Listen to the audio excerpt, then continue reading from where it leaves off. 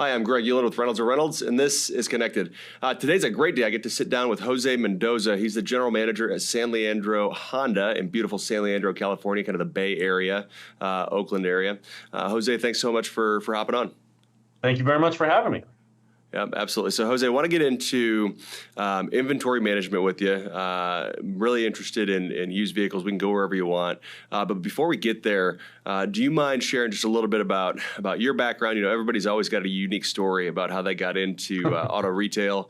And it seems like all of us, you know, a lot of us, I should say, never necessarily planned to be in auto retail. But once you're in, you love it so much you don't want to do anything else. Yeah, definitely. Definitely. I had actually applied to work in the business office at the store that I first worked at. I met with the GM, and he liked me. He went to go get the office manager for me to meet. And in between that, the general sales manager came out and really yelled at me, said, "Hey, why don't you want to sell cars?" And I was just terrified of this guy yelling at me. And I had just gotten married. I had a baby. And I said, "Oh yeah, I don't want to work on commission. That's not really something that interests me." But he yelled at me and beat me up and convinced me to try it out and told me, you know, if it doesn't work, I'll get you a job in the business office. But for now, let's just try it out. And I've been doing it ever since. And matter of fact, we're still friends. So it all worked out. So what do you think, if anything, was there something about you that appealed to him? Like, did you have a conversation with him? Like when you walked in, did you talk to him? How did he know to come in and kind of have that conversation that led to him pulling you into sales? I'm not positive, to tell you the truth. It could have just been so the store that I applied at, it was new owner. So they were a little short staffed. So I don't know if it was desperation or if he just saw something, you know, young guy would probably do well selling cars. Who knows? Yeah. He always laughs that he's just the best closer and ever, and he just wanted to show that he could. But it, you know, that was 24 years ago, so he was right. Yeah. No, that's great. That's great. So thinking about that 24 years later, right, obviously over that course of time, you've hired plenty of new salespeople, I'm sure. What do you look for in a salesperson? You know, so maybe not sure what he saw in you, but it was something that he had a gut feeling, right? And he was right. Mm-hmm. Is there anything that you look for specifically trying to pull in a new salesperson into the store?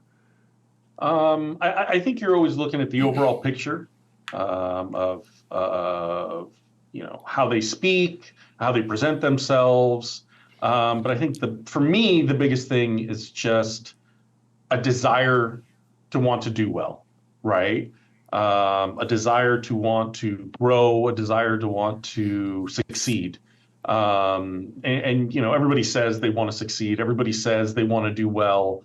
But once they're put in that position, I think you really see the difference between people who say it and people who mean it. And in an interview, it's not always easy to see it, but I think that's kind of what you want to look for is someone who looks like they really, really have that desire to succeed. Yeah. How long does it usually take in your store to, for a new salesperson to kind of get up to speed, right? Because, you know, we hear a lot about turnover and it's hard to find good people, and these aren't stories. This is reality. But for you and your store, what's kind of the timeline to get somebody up and running? And because, you know, it's one thing to see somebody that maybe has potential, right? And somebody that has a passion and a desire, but delivering results is something entirely different, right? So what's that timeline? What's that gap for you typically between, you know, newbie to, you know, getting that first one over the curb to kind of being up to speed? Yeah, with my sales managers, I always kind of say, hey, anytime you're hiring somebody who's green, you really want to give them 90 days, right? I think it probably takes about at least a month to kind of figure out what all this stuff is, because there's so many moving parts to what we do, between learning the cars and learning the paperwork and learning all the software that's integrated into everything that we do now. There's a lot of learning. So that first 30 days is kind of just figuring out what these moving parts are, right? Not necessarily know how to use them great, but knowing what they are. And then that second month is kind of taking that knowledge and putting it with getting customers and kind of putting those two together. And I think the third month is really where you see is this person figuring it out? Are they able to do it? Are they able to put all those pieces together and really succeed and maybe not be the best they're ever going to be, of course. Yeah. But you could see, hey, they've got it. They're figuring it out. They're learning. They're growing, and they're moving in the right direction. Yeah, that's great. Now, do you hire separately, new and used, or does everybody sell everything? No, we have everybody together in one. Okay. All right. So yeah, salesperson can sell new or used. So for you, what is kind of your new to used ratio? What are you selling new? What are you selling used a month? We're about 2-to-1. 2-to-1 new? 2-to-1 new to used. Okay. Yeah. We like when I first got here, it was weighted a lot more towards new, but we've gotten a lot better, and we're bringing up used and doing a lot better now used. And I mean, we'll see where it goes. Honda was one of the slowest to catch up with inventory as compared to all the other manufacturers. So part of it was necessity, right? If you only have 10, 20 new cars, you have to find somewhere else to make the money to pay the bills, right? But all the salespeople have really taken to it and are doing pretty well. Yeah, no, that's great. That's great. So when you think about that, and I'm always curious, right? Because with a new vehicle, there's a lot of ways to make money on that new car, right? But with a new vehicle, when you boil it down, the reality is you don't have a ton of control over the margin, certainly on the transaction, right? Oh, yeah. Because the price you pay for it's going to be set by the manufacturer. It's going to be dictated by a lot of different factors, right? Whether that's manufacturing costs, labor. When you look at suppliers, you look at raw materials costs. There's a lot of things that go into the cost of the vehicle, right? And the price you can sell it for is really going to, I mean, there's obviously an MSRP, but ultimately it's going to be dictated by the market. So the manufacturer is going to control essentially what you pay for it. And the market's going to control what you can sell it for. And the difference is what you get to keep in your pocket. So I've always been interested in the different thought processes around, the new vehicle. Obviously it's a lot more restricted in how many people can sell a new car in the U.S. or in any given market. So when you look at used, there's a lot of used vehicle dealers, I'm sure, really close to you, right? You're the only Honda dealer within, I'm not sure what the mile radius is, but a decent distance, right, where you have a captive market. But with used, you have more control over your margin, right? You decide ultimately what you're going to pay for that vehicle. You can hold on to it a little bit potentially to extend your margin, to grow your margin. You can decide how much you put into that vehicle and recon. There's a lot of different decisions that can impact the margin on that vehicle. So a really long-winded way to get to a question of, what is it about that new vehicle? And this is probably a stupid question, so you can tell me that, and we can brush it under the table. But what is it about that new vehicle that is so appealing that we would sell? I don't know what your numbers were at Prime, but you said you're at 2-to-1 now. So let's say you're at 3-to-1, 4-to-1, 5-to-1, new to used. Why? Well, why not a stronger focus on used vehicles, given that you have more control over the profitability? So it's not necessarily that there wasn't the focus. I think it's more this market that we're in. We're coming out of, I guess, now, sure, right? Because the inventory levels are really, really starting to pick up. But it wasn't hard to sell new cars. It was unbelievably easy. And a lot of the salespeople that we brought on during these last few years, like we're trying to tell them, hey, you weren't in the real car business. Like you were kind of in Wonderland, and things are changing, and you better get ready. Because people came in and they said, I want a Civic, and you say, okay, we have 2 Civics. Do you want the white one or the black one? I mean, that's what it came down to. So there wasn't a lot of salesmanship to it, right? It was pretty much just, here it is. This is what we have, right? If you don't like it, there's a Honda dealer 10 miles down the road, but they only have 2 too, and they have a red one and a blue one. So do you want white, black, red, blue? What do you want?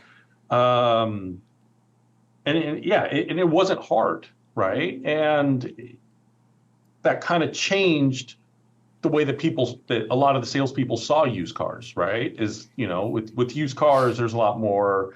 This is why this car has this many miles. This is the work that we did to it. It almost became harder to sell used cars in that market than it did to sell new cars because it was just so easy. Um, where in a regular market, it's completely the opposite, right? You have 40 Accords on your lot, and the dealer next door has 40 Accords on the lot, and the dealer after that has 40 Accords on their lot. You really, really have to sell. You have to sell yourself, you have to sell the car, you have to sell the dealership, and you have to sell why this is the place to do it. And now that we're heading back that way, I think it's definitely going to change. Hmm. I think used cars are going to get, in a lot of ways, easier to sell than new cars because you're not going to have that direct competition, right? Because you're not, even if this place down the street has a similar Civic, right? Same amount of Right. miles, same year, same equipment. Um, you can go down and you can look at the condition of it. You can look at the condition of mine, and we can tell you, hey, mine is CPO'd as opposed to that used car lot, which doesn't CPO it.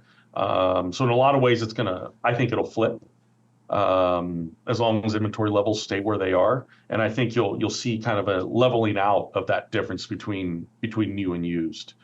Yeah. Uh, and especially as more new cars come out into the market, you're going to have more used cars in the secondary market, right? Because that was the other thing. There wasn't used cars, right? So even That's if you true. wanted to build up your inventory and you wanted to go hard, you were competing with these, the really, really large public dealer groups, right? The Auto Nations, the Lithias, and you were also competing with rental car companies because they didn't have cars either. So, Yep. Enterprise or Hertz, they don't care what they pay for the car because they're just going to rent it out for a year or 2 years and they'll make up their money. Yep. So I think it was just difficult to get used cars. It was difficult to sell used cars. Um, and I definitely think you're gonna see a little bit of a flip to that now that inventory levels, at least for Honda, are really, really starting to level out. Yeah. So thinking about that and going forward and things kind of shifting back to maybe some ways that they were in the past. You've been around for a while, right? You have a lot of experience. You've seen ups and downs being in the industry as long as you have. So what do you think are some things that are important to remember or dust off, or, maybe some things that we may have forgotten about used vehicles specifically in inventory management, whether that be in the appraisal process or in the recon process? Is there anything that stands out to you, or even maybe something as simple as, for your dealership, as an example, do you have a hard turn? Are you looking at cars and after, 30, they get marked down, after 60, they go to auction? Like, do you look at that, or what's your philosophy on used cars? Are you, kind of volume based or velocity based where you're trying to get as many through as possible, or are you margin based where you're trying to maximize and you'll hold on to a car for a little time? So maybe just some tactical things like that as we look forward into a potential resurgence of the importance or ease of selling used cars. What are some things to remember, or maybe best practices that you have? I definitely am a believer in the volume based. It helps the whole store. Used cars is really one of is I think one of the, if not the most important department in the store, because you're helping parts and service as you put all the cars through there. So the more cars you buy, the more cars you're putting through parts and service, the more money they're making. It's touching finance because they're getting more opportunities to sell back end products. And it's helping you because if you're selling a lot of used cars, you're taking in a lot of trades. You can afford to step up on some trades in that are coming in on new cars because hey, we're moving them pretty quickly. We're putting them through service. So I've always felt that volume is definitely important. Not necessarily to say that you just want to give everything away and Right. just move it as quick as you can. You want to be strategic about it, and you want to understand each car and what its value is and where it is in the market, right? And you're definitely going to get some gems that you really want to say, hey, let's be careful with this one. Let's hold this one a little bit tighter. But on other ones that hey, there's 40 of these going through the auction down in Southern California on Thursday. There's no reason to treat this as if it was special. And that's something that my used car manager keeps a real close eye on. And we'll have manager meetings weekly, and he'll keep my sales managers kind of uh, up to base on what's going on in the market. So he'll tell them, hey, there's been a ton of Civics going through this week. So if you get anything on any of these Civics, just take it. Don't worry about it. I can replace it pretty quickly. Or if something's getting a lot harder, I haven't seen any Odysseys in 2 weeks. So if you're going to take in an Odyssey, don't be scared to pay a little bit more for it because they're not coming through. And then as far as turn, we definitely have a hard turn. It's been a lot more important over the last year as the used car market has started to come down and jump up and come down and jump up and come down and jump up. You never really know where the book is going, and you don't want to be stuck with something 90 days, 100 days from now, that now you're way over book, and not only are you priced outside of the market, but just getting somebody financed is hard to do because the book is so much lower than what you own it for. Yep. In my area, you have a lot of lower middle class, financially challenged people. So a lot of that C, D tier paper, as it's called. And you definitely want to have things that you're not fighting the book when you're trying to get it financed with a bank. So that hard turn is also real important for that too. Yeah. What number of days do you put on it where you want it off your lot? 90 days it has to be gone 90. for us. Yeah. At 60 days, we kind of look at each car and say, hey, this is something that we can replace pretty quickly. Let's just price it to go, get pretty aggressive. And we're adjusting as it goes anyways, from day one to day 59. We're pretty good at kind of keeping an eye at things and saying, hey, it's time to change this, it's time to change that. But once it gets to 60 days, that's when we tend to get significantly more aggressive. And once it's going to come up on 90, it's got to be gone. So whether that's wholesaling it out or just pricing it to go on the lot, which is always preferable, right? Because then you have finance again, the finance department having a crack to kind of get us out of it if it's something that we're underwater on. But we try to get it out there right around 60 days. But once it's coming up towards 90, it's time to go on whatever it takes. Yeah. Yeah. What are the key elements that you look at? Anything that might surprise folks that you look at as far as pricing? So when you're adjusting pricing daily, weekly, whatever that time frame is, obviously you're going to look at similar vehicles in the market. You're going to look at different factors. Is there anything that you look at that, and not to give away secret sauce or anything, but anything that might surprise people? Oh wow, I hadn't really thought of that. I think one of the big things is looking at what you've done as a store, right? Because there's all the data out there to tell you, and everybody has the same data, right? To a certain extent, everybody's going on third-party vendor sites to see what they're priced at out there. Everybody's looking at auction data. Everybody's looking at transaction data if you can get it, and seeing what everybody's doing. So the only thing that really is going to make it different for you is what you're selling them at. Right. So I think you have to weigh that a little bit heavier than you do everything else. Right. It doesn't matter if the market says you can sell this car for $30,000 if the last three you've sold have been at 27. Right. Because, whatever's going on, whatever little quirk there is in the market where you are, if that's what it's telling you you're going to sell that car for, and that's what you've sold the last three at, then that's what you have to be prepared to do. And when we're taking trades in, that's kind of what I tell my sales managers is don't necessarily look at what you think you're going to buy it for. Look at what you're going to sell it for, and kind of work your way back from that. What does this car need? Does it need $2,000 in body work? Are there lights on all across the dash? Because you're going to be selling it, and that's going to affect your check. So where do you want to be in this car when you take it in, right? Yeah.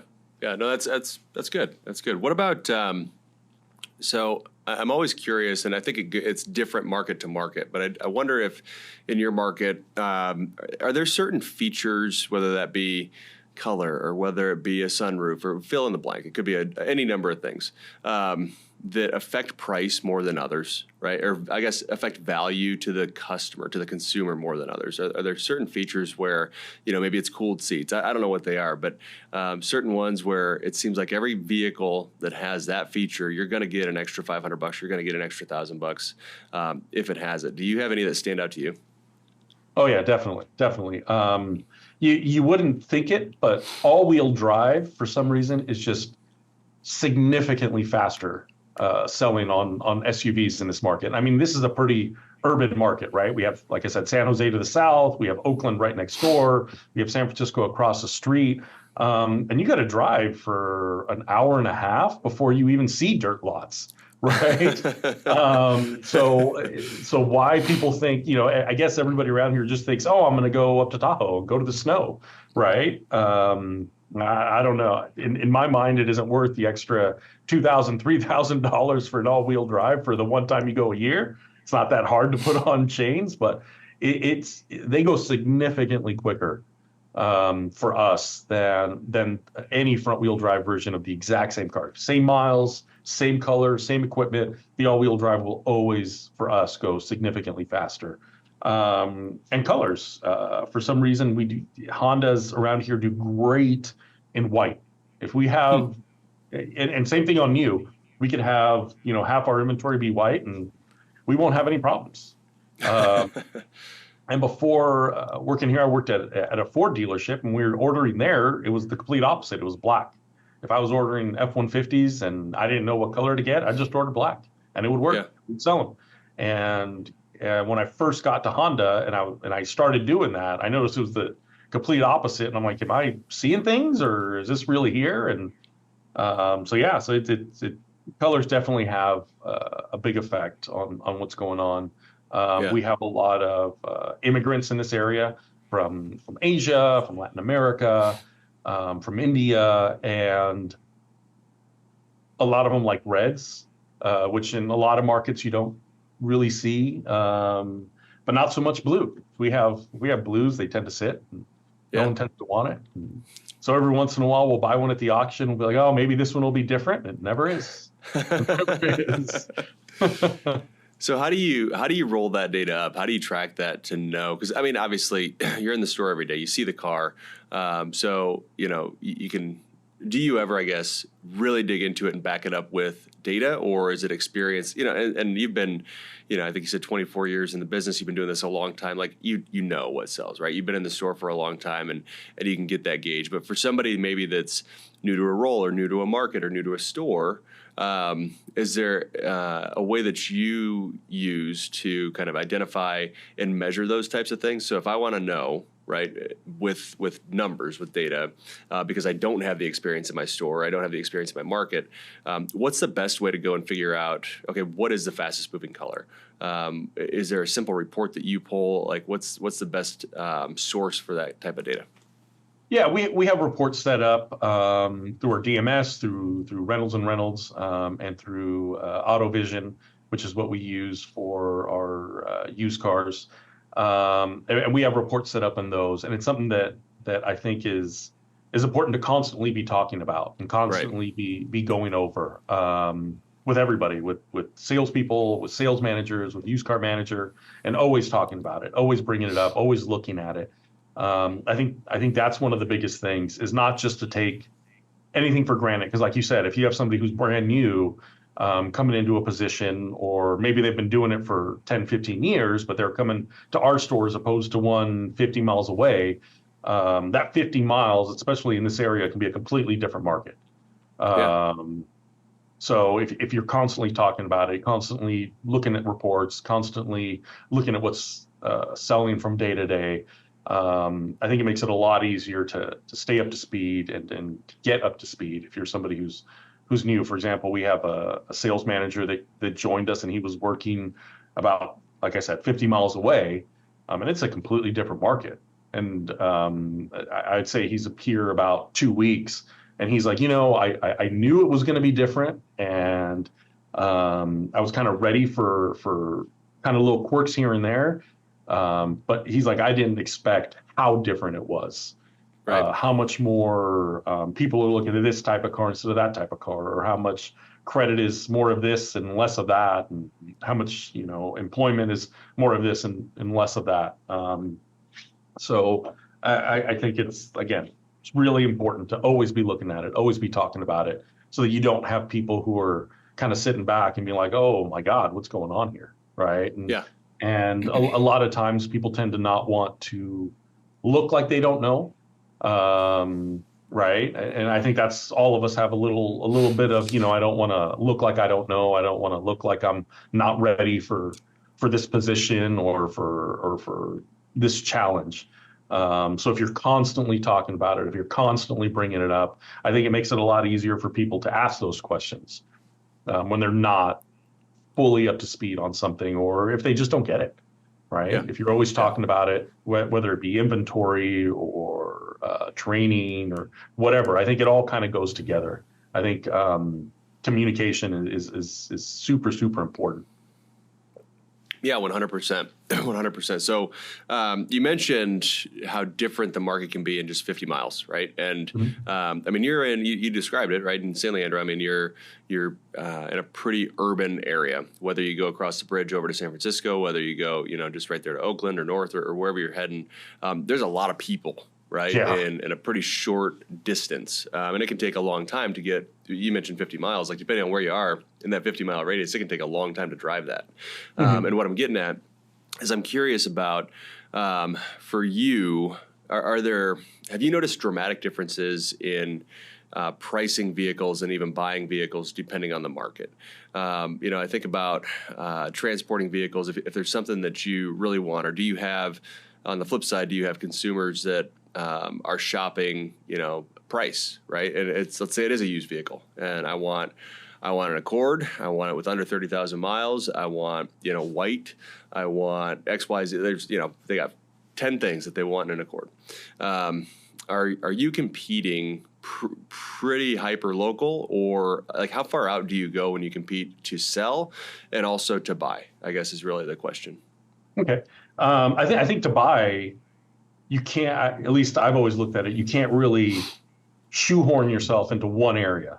You Yeah. have to be ready to go wherever the cars are, right? Yeah. If you're gonna have a strong used car department, we want to grow it. So if we want to grow it, we got to get cars wherever they are. So if that's auctions here in the Bay Area, if that's auctions down in Southern California, if it's going out of state, wherever it is, that's where you have to go, right? And if it's and you just have to make sure that all the numbers make sense, right? You're Yeah. going to have to look at, okay, what are my auction fees? What are my transport costs? What do I think I'm going to have to put into this car for recon? Does it make sense to go to Washington to buy a truckload of cars because they're X amount cheaper than I'm going to get them here in California, right? Right. Or even farther. I mean, I've had times where I've gone to Florida or I've gone to Iowa to get cars because nobody was buying them there, Yeah. and I could get them cheap enough and truck them, and it just made sense. I mean, that isn't the norm, of course. Usually, it's going to be things here in California, and that's going to be where I get most of my cars. But if it's going somewhere else, then you have to go somewhere else. And I mean, I think we're lucky that California is so big. I mean, we Yeah. have tons and tons of auctions here, so getting cars isn't all that difficult. But you do still have to look to see outside the market if it makes sense to go somewhere else.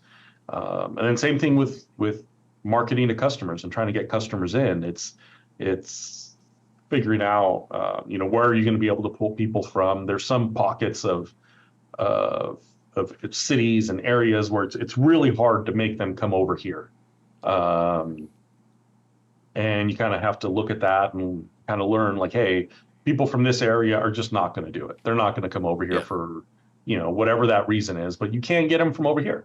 So you'll go out there. I think our biggest focus is always going to be our direct market. Here in San Leandro and the little cities and towns around us, and kind of keeping it there, because that's going to make it easier to get them to come here, and they're probably going to come back for service, right? Yeah. And I think That's if true. you want a healthy Yeah. dealership, it's not just necessarily this one sell, but how do you get them to keep coming back for service, doing your oil changes here, thinking of us first when something big happens that you need maintenance or repairs done. So that's always going to be our number one priority, is making sure that we own our local market, that we own our local area. And then you start kind of spreading out and seeing where you can get incremental business from. Yeah. So one of the things that makes a lot of sense. That makes a lot of sense. One of the things you mentioned earlier that I'm also curious about is, kind of how much you put into the car and getting the recon work into the service department, and that helps the whole store.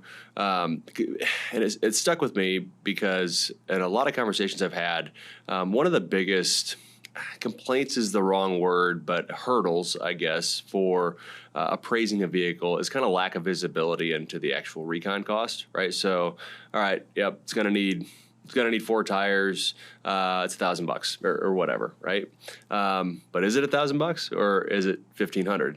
And that lack of visibility seems to consistently be a hurdle that has to be overcome, and different people handle it different ways. So I'm curious for you and your team, when you're appraising a trade, especially, and you're looking at work that needs done on the vehicle, how do you manage that? Is that a struggle for you guys? And if so, kind of how do you work through it? I think it goes back to what I was talking about earlier, is just constant communication. We're pretty open with our service repair orders. When they go to the cars, we connect them right to the cars. So when a sales manager's working the deal and he's looking at the car, he can see exactly what we did. So he can pull up, hey, we did brakes on this car, we did rotors on this car, we did tires on this car. So we had to put in, $2,500 worth of work into this car. So, and when we appraised it, we thought, maybe we need tires, but they're kind of borderline. So we didn't appraise it well. Right. Right. So that next time when they are going to appraise that other car, right. And one of the things that we say is always take it for a drive around the block. Always, when you're doing your appraisals, don't just sit there and kind of look at it and be like, that car doesn't look too bad. I think it's fine. Right. Get in the car, turn it on. Even if you're driving around our back lot, something so where you can kind of feel it and make sure that you're getting a real good feel for it. And then I think the sales managers take a little bit more ownership of the car itself. So then when it goes through the shop, if they miss something and the shop comes back and goes, oh yeah, the brakes were squeaking really bad. They go, I can't believe I missed that. They kind of take ownership of it, so that next time they're kind of keeping an eye out for that. They don't want to miss it again. They don't want to be the guy that's, $2,000 off on his appraisal because he didn't keep a close eye on it, right? And they kind of compete a little bit and kind of look at it and try to be right on target, right? And there's always going to be some things that there's no way you're going to know, right? Yeah. It'll get back in the shop and the tech will be like, oh yeah, this is about to go out, but there's no way a sales manager could have done that in a quick, appraisal and drive around the lot. There's no way they're going to catch it, and that's going to happen. But I think always being open, always letting them see the repair orders, always letting them see what happens. I think it does two things. One, it makes it so that they're confident in our shop and what we're doing. So if a customer comes and says, hey, I think there's something wrong with this car, they go out and they tell people, no, I know my used car tech. I know what he does with the car. I know what he looks for. I know how good he is. I know this car's fine. And I know we did this, and they'll print the repair order and they'll show them, look, we did this, we did that, we did this, we did that. And they have a lot of confidence in their used cars when they're selling them. It makes the salespeople more confident, it makes the sales manager more confident. And I think it leads to more deals. I think that conviction really helps them when they're talking to customers. Yeah, I don't know how it couldn't. That's great. That's a great way to handle it. All right, well, Jose, I want to be super respectful of your time. While I have you, though, I got to ask, so are you by chance a baseball fan? Yes, I am. Okay. Yes, I am. All right. So, it's January right now, and pitchers and catchers are going to report here in a month or so. And I had to get your opinion because I saw this a couple months ago, with the A's moving to Vegas. And I just turning the knife at me. No, I've been to the Coliseum once, and honestly, it was one of the most fun baseball experiences that I had. It was a blast. We sat out in right field and had just a great day at the ballpark. And so when I saw that, I was like, "Oh, that stinks." But what's your take on it? Are you going to stay an A's fan? Oh, so I grew up in Oakland. I've lived here my entire life. Yeah, And I've been an A's fan for as long as I can remember. I was going to A's games and sitting up in the third deck and nosebleed seats when I was little, and I've played baseball, in little league and then in high school, and I love baseball. I love baseball, and I know a lot of people outside of Oakland think the Coliseum is a horrible, horrible stadium, but the atmosphere you get in there, you just get baseball fans. You just yeah, get people who know the game, who understand what's going on, and everybody cheers at the same time. Everybody's groans at the same time because everybody understands the game, right? yep, And I've been lucky, and I got to see when they were really, really good in the late '80s, and when they got good again in the early 2000s. And it's unfortunate that the city of Oakland and the ownership couldn't figure something out, because I think that they're going to regret moving out of yeah. Oakland. But that's life, right? It's just what it is. And as far as whether I'll stay an A's fan, I don't know. Yeah. Part of me says I will, because it's hard to give up something that I'm 45, so Right. 45 years worth of cheering on the A's is hard to let go. Yep. But it's also hard to cheer for somebody who just ripped your heart out and said, "Yeah, we don't like you anymore, and we're getting out." Yeah, but what's harder, cheering for them or cheering for the Giants? So you Oh yeah, gotta. that's very hard, very hard. You kind of get a chip on your shoulder being an A's fan with the Giants across the bay, and you're kind of the stepchild, or the little brother that nobody really cares about. So you definitely don't want to be a Giants fan. Let me tell you, there's nothing worse than those when they play against each other and you see those fans with the half A's, half Giants caps on. Oh, Yeah. that's the worst. Oh, good stuff. All right. Well, Jose, it's been really fun chatting with you. I appreciate you taking time. Is there anything else that you want to touch on before we hop out of here? No, I think you did a great job covering everything, and just excited to see what this market's going to turn into over the next year, 2 years, 3 years, because it's Yeah, definitely not going to be where it was. that's right. No, it'll be a fun ride. So thank you very much for sharing so much with us. And I'm sure we'll talk again soon. All right. Thank you very much. Appreciate the opportunity. Well, it was a really fun conversation with Jose Mendoza, general manager at San Leandro Honda out in San Leandro, California. Love his take on a lot of things, but we certainly got into used vehicles quite a bit. So I hope you enjoyed that conversation as much as I did. Don't forget, before we hop off, you can watch or listen to all episodes of Connected on YouTube, Apple, or Spotify podcasts. And make sure to hit subscribe so you're notified every other week when new episodes are released. Thanks so much, and we'll see you in 2 weeks.